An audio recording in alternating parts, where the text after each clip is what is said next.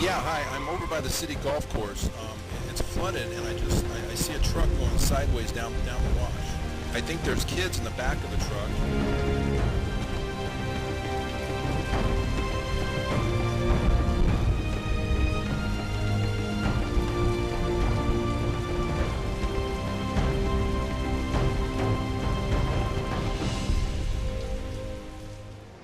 The Flood Control District of Maricopa County has been dedicated to protecting the lives and property of county residents since its formation 50 years ago. What you will see is how historical flooding has affected our residents and what has and is being done to reduce the hazards of flooding. I hope you'll enjoy our perspective. People are surprised that extreme flooding is possible in the deserts of Maricopa County. With more than 300 days of sunshine and average annual rainfall of only 8 inches, the region has significant storms that can produce enough rainfall to cause major flooding. During the summer, localized monsoon-type storms can have exceptionally heavy downpours or cloudbursts, accompanied by strong winds, and may last less than 60 minutes. Winter storms have the greatest damage potential. These storms occur over several days, over large areas, and often combined with snowmelt. Typically occurring in February or March, these events can cause widespread damages over an extended period of time. Rivers have been a double-edged sword for both the early inhabitants as well as today's residents of Maricopa County. While rivers provide fertile agricultural soil and a source of water, they also deliver devastating floods that inundate agricultural lands, demolish houses, and adversely affect our abilities to get around.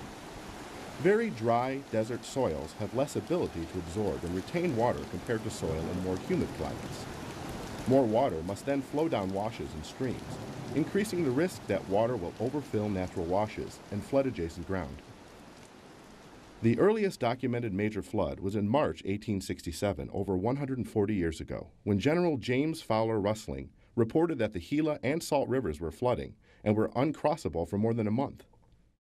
In February 1891, the Salt River flowed at an unprecedented 300,000 cubic feet per second, 2.5 times the average flow over Niagara Falls. Homes along the river were destroyed, crops ruined, canals breached, and the railroad bridge between Tempe and Phoenix was turned into a tangled mass, leaving Phoenix without a rail connection for 3 months.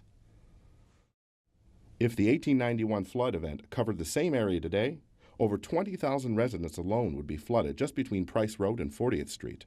The Salt River in some areas would be greater than 3 miles wide. Through the first 3 decades of the 1900s, numerous flooding events occurred in the county. In August 1921, 6 inches of rain in 2 days flooded 4,000 acres in downtown Phoenix, including the state capitol building. In the 1950s, Luke Air Force Base suffered significant flood damage to buildings and equipment and had to suspend flight operations. In recent history, between October 1977 and February 1980, 7 major flood events occurred and Phoenix was declared a disaster area 3 times. 18 people died and there was approximately $310 million in property damage. In fact, flooding is the most common natural disaster in Maricopa County. The question of how best to manage flooding in Maricopa County was asked as early as the 1930s. But not until the 1950s did state, county, city, and industry leaders acknowledge that flooding would continue to harm Maricopa County residents and their property. In 1957, the 3 most influential powers in central Arizona, Maricopa County, the city of Phoenix, and the Salt River Project, formed the Flood Protection Improvement Committee to begin preparation of the flood control plan. This group of visionaries produced the report of the Flood Protection Improvement Committee, which identified specific needs for flood control. Support for flood control grew in the state legislature, and in March 1959, Senate Bill 204 authorized the formation of flood control districts in the state of Arizona. By August 1959, the Flood Control District of Maricopa County was officially formed by the County Board of Supervisors. The benchmark Comprehensive Flood Control Program report in 1963 served as the blueprint for flood control activities for more than 20 years. This period saw the construction of numerous flood control structures by the Army Corps of Engineers and Soil Conservation Service in partnership with the district. In the 1970s, new federal flood insurance and floodplain management efforts stressed the need to protect lives and property through building controls. It also helped those devastated by flooding rebuild and rebuild appropriately. As a result of the new flood insurance program, the 100-year storm event was adopted as a standard for floodplain management purposes. The 100-year event is defined as a storm that has a 1% chance of occurring in any given year. If you live in a floodplain, you have a 26% chance of being flooded within the 30-year time period. By the 1980s, federal funding changed and the district began to partner with municipalities as a way to pay for needed flood control structures. More recently, residents have placed more value on open space and community enhancement. By the late 1990s, the district incorporated landscaping, wildlife habitat, and recreational opportunities compatible with the flow of water into our projects. One of the district's responsibilities is to identify the 100-year floodplain by studying watershed characteristics and preparing maps. To date, the district has built more than 140 structures, delineated 4,100 miles of floodplains, and identified flood-reducing solutions for nearly 50% of Maricopa County. Flood hazards have yet to be evaluated in over 3,000 square miles of Maricopa County, and over $300 million in flood control channels, basins, and storm drains remain to be built. There are also 28,000 homes in known floodplains. There are 3 ways to mitigate flood hazards: avoid the hazard, regulate development within the hazard, or control the hazard by constructing flood control structures such as channels, levees, dams, or basins. Some communities choose to avoid flood hazards by constructing houses outside of the delineated floodplain.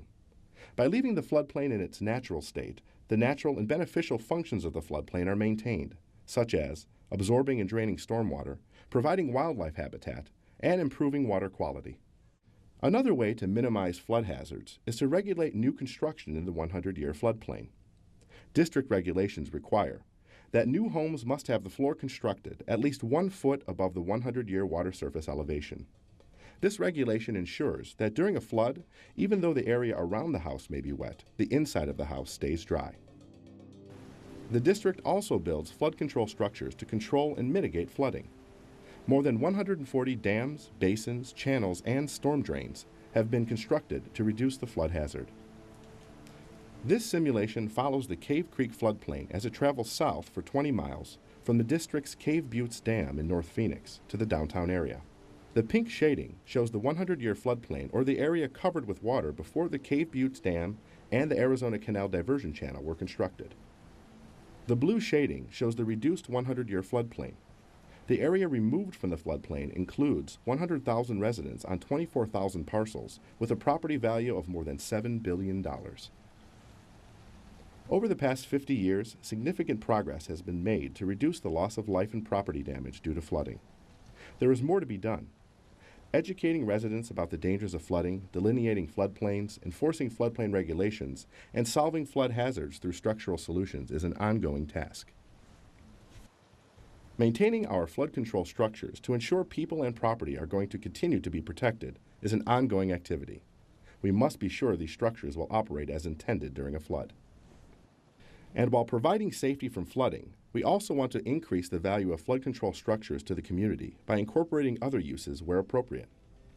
Providing open space, wildlife habitat, and recreation opportunities such as walking, biking, and golfing are compatible uses with the function of the district's flood control structures. There are many challenges ahead for the next 50 years. Continued development in Maricopa County, especially outside of the Phoenix urban center, will emphasize planning, floodplain delineations, and regulatory measures.